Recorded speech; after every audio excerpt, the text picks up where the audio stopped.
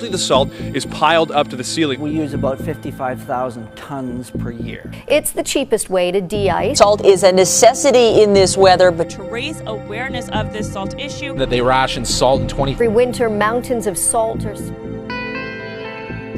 What is water? The most important substance on Earth. Why do humans seem to treat it like it's not?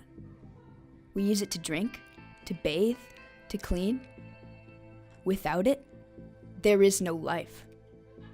Water is so important to sustain ecosystems and is required for all living things to survive. But what happens when water is gone? Your local watershed is extremely important to your life. You and everyone else in your community are stakeholders.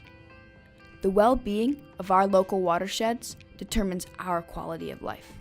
And that's why we must protect the water from one of the largest forms of pollution in Canadian waters, the overuse of road salt.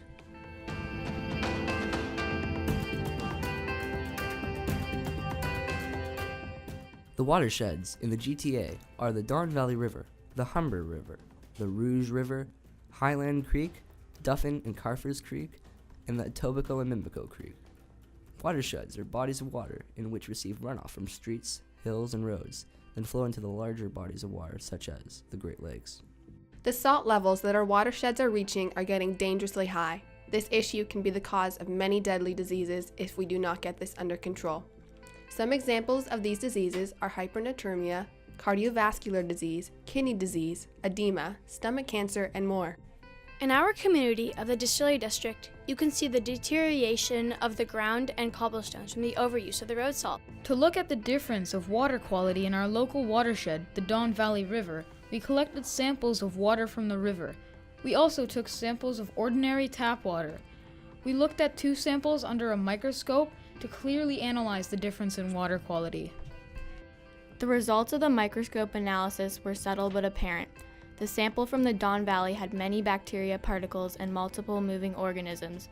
There is a big difference in the amount of dirt in the river water than tap water, and there is a significantly higher amount of salt particles in the river sample.